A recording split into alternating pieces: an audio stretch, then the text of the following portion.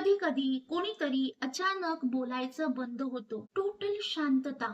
ना भांडण, ना काही कारण, ना काही मेसेजेस. कोणतंही कारण न देता ती व्यक्ती तुमच्या आयुष्यातून गायब होऊन जाते. जणू काही तुमच्यासाठी ती व्यक्ती कधी अस्तित्वातच नव्हती. तरुणाईच्या दुनियेमध्ये हे सगळं सर्रास दिसतं.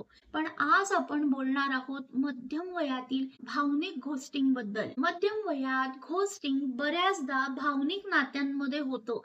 जी नाती भावनिक दृष्ट्या खूप महत्वाची आहेत, पण सामाजिक दृष्ट्या त्यांच्याबद्दल कधीच बोललं जात नाही. आयुष्याच्या ह्या टप्प्यावर आल्यानंतर खूप वेळा अनेक लोक एक जवळचा भावनिक आधार शोधत असतात, पण त्यांना त्यांच्या आयुष्यात कोणताच बदल करायचा नसतो. आणि मग जेव्हा भावनिक ओझं आणि भावनिक गुंतणं खूप वाढू लागतं, त्यावेळेला घोस्टिंग हाच बाहेर पडण्याचा सुरक्षित आणि सोपा मार्ग वाटतो. तर ह्या वयामध्ये घोस्टिंग म्हणजे मला समोरच्या व्यक्तीला नकार द्यायचा आहे, ह्यापेक्षा सुद्धा मला माझ्या आयुष्यातली स्टॅबिलिटी जास्त महत्वाची आणि ती मला जपायची आहे, हा ॲटिट्यूड जास्त असतो. भावनिक ओढ आहे, ती सार्वजनिकरित्या उघडी होऊ नये म्हणून लोक सायलेंटली माघार घेतात. घोस्टिंग जास्त करून अशा नात्यांमध्येच घडतं ज्याला आपण सायलेंट रिलेशनशिप्स म्हणू शकतो. ही नाती भावनिक दृष्ट्या खरी वाटतात, पण एका मर्यादेपर्यंतच ती अस्तित्वात असतात.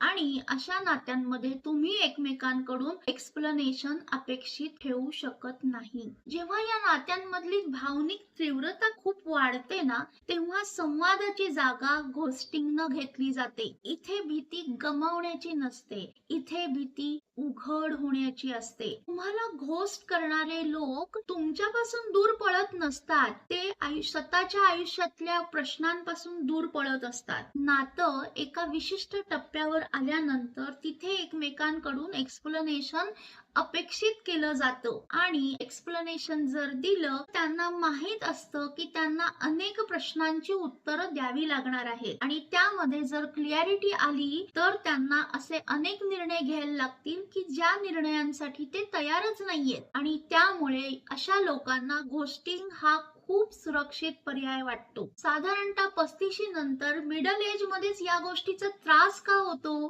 कारण ह्या वयामध्ये भावनेनं एकमेकांशी जोडलं जाणं खूप महत्वाचं वाटायला लागलेलं असतं. एकमेकांशी भावना व्यक्त करणं हे खूप विचारपूर्वक उचललेलं पाऊल असतं. आणि म्हणूनच जेव्हा कोणी अचानक गायब होतं, तेव्हा फक्त तो रोमॅन्सचा लॉस नसतो, ते एक इमोशनल इनव्हॅलिडेशन असतं. लोकांना असं वाटायला लागतं की समोरच्या व्यक्तीला माझ्या भावनांची काही किंमतच नव्हती. आणि घोस्टिंग जेव्हा पुरुषांच्या बाबतीत घडतं, त्यावेळी त्यांना माझ्यात काही कमी आहे का, मी कुठे कमी पडलो का, माझ्या भावना चुकीच्या होत्या का, मी काही चुकीचं बोललो का, अशा अनेक प्रश्नांचा गोंधळ त्यांच्या मनामध्ये सुरू होतो. हे प्रश्न त्यांच्या मनामध्ये कायम रिप्ले होत राहतात. आणि ह्याचं कारण म्हणजे ह्या नात्याचा अधिकृत शेवट झालेलाच नसतो. ती एक अपूर्ण गोष्ट राहते आणि ती सतत त्रास देत राहते. आजकालच्या डिजिटल वर्ल्डमुळे अकाउंटेबिलिटी शिवाय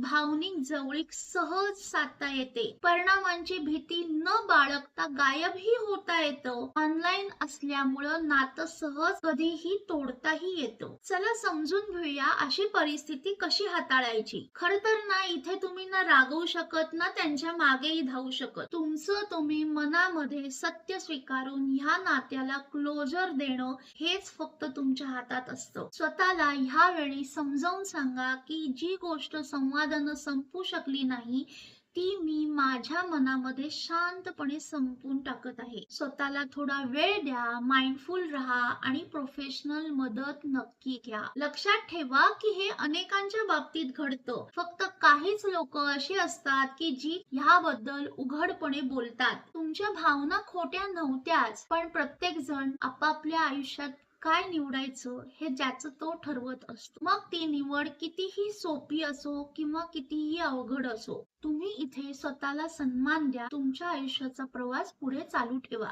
ह्या विषयावर तुमची मतं काय आहेत? तुम्हाला असा आयुष्यात अनुभव आलाय का? ह्याबद्दल नक्की कमेंट्स मध्ये सांगा.